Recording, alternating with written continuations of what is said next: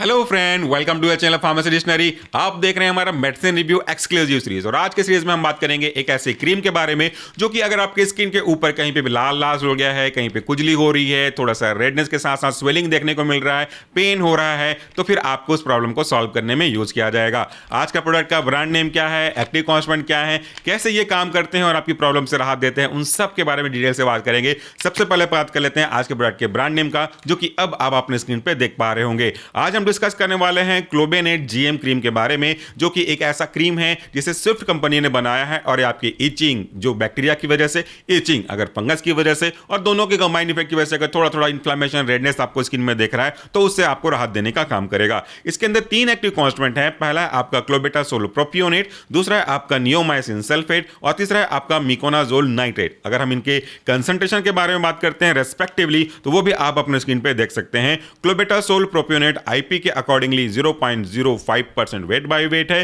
Neomycin sulphate IP के accordingly 0.5% weight by weight है और miconazole IP 2.0% weight by weight है। बाकी इसमें जो प्रिजर्वेटिव है वो रखा गया है, क्रीम बेस रखा गया है, क्वांटिटी सफिशिएंट रखा गया है, जिनके बारे में हम यूजुअली बात नहीं करते क्योंकि वो एक्सिपेंट्स हैं, उनके अंदर कोई मेडिसिनल प्रॉपर्टी नहीं होती, वो केवल सपोर्टिव ड्रग्स होते हैं। ये तो बात हो गई उनके कॉन्स्टेंट के कंसंट्रेशन के बारे में। अगर हम बात करें इंडिकेशन का, तो जैसा मैंने कहा कि अगर आपके स्किन पे केवल और केवल सरफेस की मैं बात कर रहा हूं, अगर स्किन पे आपको कोई बैक्टीरियल इन्फेक्शन या तो फंगल इन्फेक्शन हो गया है जिसकी वजह से ईचिंग आपको देखने को मिल रहा है, और अगर आप ईच करेंगे तो डेफिनेटली वहां पे आपका इन्फ्लेमेटरी रिस्पांस शुरू हो जाएगा और वहां पे रेडनेस देखने को मिलेगी, थोड़े थोड़े दाने देखने को मिलेंगे, थोड़ा स्वेलिंग भी देखने को मिल सकता है और ऑब्वियसली आपको वहां पे पेन भी हो सकता है। तो ये सारी प्रॉब्लम हुई क्यों, अगर उस पर जाएंगे तो कई अलग अलग कारण इंडिविजुअल व्यक्ति पे ऊपर अलग अलग हो सकते हैं।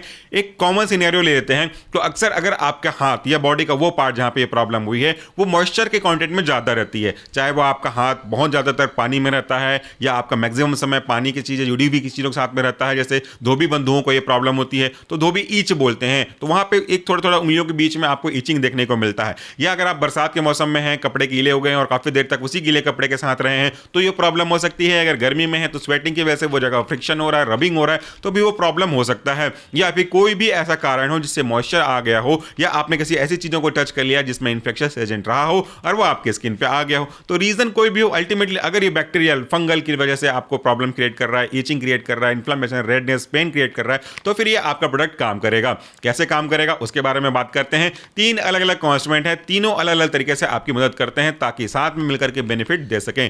पहला कॉन्स्टेंट है आपका क्लोबेटासोल, जो कि एक स्टेरॉइडल ड्रग का एग्जांपल है। इसकी प्रॉपर्टी 2 अलग अलग तरीके से काम करने की होती है। पहला ये काम करता है कि ये एंटी इन्फ्लेमेटरी इफेक्ट प्रोड्यूस करता है। अगर आप किसी जगह पे ईचिंग कर रहे हैं तो आपने महसूस किया कि थोड़ा सा वो जगह हल्का सा गरम गरम लगने लगता है, लाल दिखाई देने लगता है और थोड़ा सा सूजन उभार जहां दिखाई नहीं लगता है।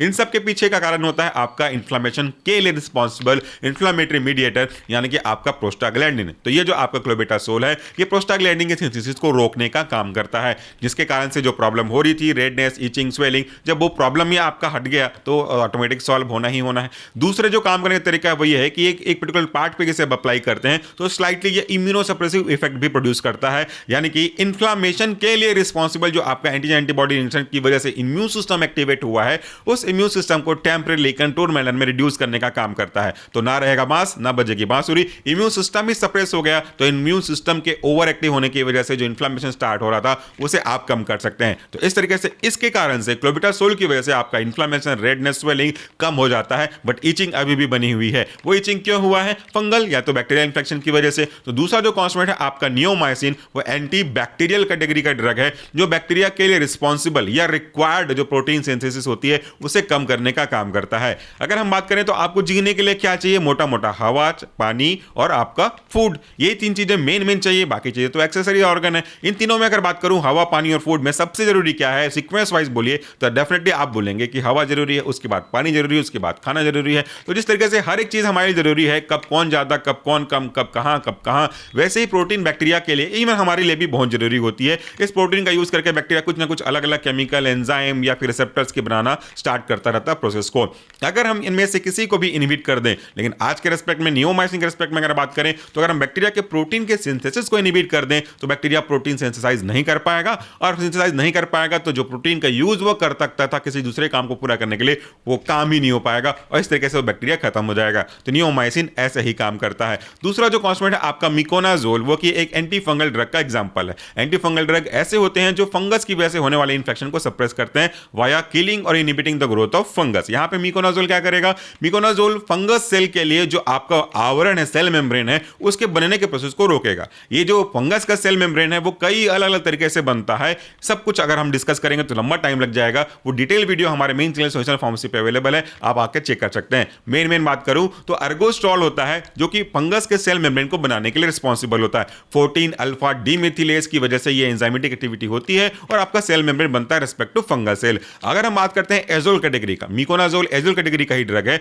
जब हम मिकोनाजोल डालेंगे तो ये इसी एंजाइमेटिक एक्टिविटी को रोकेगा और अर्गोस्ट्रॉल के सिंथेसिस को रोकेगा। अर्गोस्ट्रॉल सिंथेसिस हो जाएगी तो आपका सेल मेम्ब्रेन बन रहा था। अगर अर्गोस्ट्रॉल की सिंथेसिस नहीं होगी तो सेल मेम्ब्रेन नहीं बनेगा, और सेल मेम्ब्रेन नहीं बनेगा तो वो सर्वाइव नहीं करेगा। सेल मेम्ब्रेन यानी कि सेल की एक प्रकार से झिल्ली, प्रोटेक्शन का लेयर जो कि उसको फिजिकल केमिकल इंजरी से बचाता था। अगर आपने सेल मेम्ब्रेन के बनने के प्रोसेस को ही रोक दिया तो फिजिकल इंजरी से कौन बचाएगा, लीकेज अंदर के होने लगेंगे, कॉन्स्टेंट पूरा रप्चर हो जाएगा, लैटिस एक्टिविटी देखने को मिलेगी और इस तरीके से फंगस इंफेक्शन के लिए रिस्पॉन्सिबल फंगस खत्म हो जाएंगे। और जब बैक्टीरिया खत्म हो गया, नियोमाइसिन की वजह से आपका फंगस खत्म हो गया, मिकोनाजोल की वजह से इचिंग खत्म हो गई। अब आपका जो बता था एंटी इचिंग ड्रग आपका स्टेरॉइड, उसने क्या किया, आपके इन्फ्लेमेशन, स्वेलिंग, सूजन को खत्म कर दिया। तो तीनों ने मिलकर के अपना काम किया और तीनों के मिलकर करने से आपकी प्रॉब्लम सॉल्व हो गई। तो यह था हमारा आज का प्रोडक्ट जिसके बारे में मैंने आपसे बात किया। जाते जाते एक चीज डिस्कस कर लेते हैं कि इसे आखिर यूज कब तक करना है, कैसे यूज करना है। कब तक यूज करना है वो तो आपके प्रॉब्लम के ऊपर डिपेंड करता है। आपके डॉक्टर आपको प्रॉब्लम देख करके समझ में आ जाएगा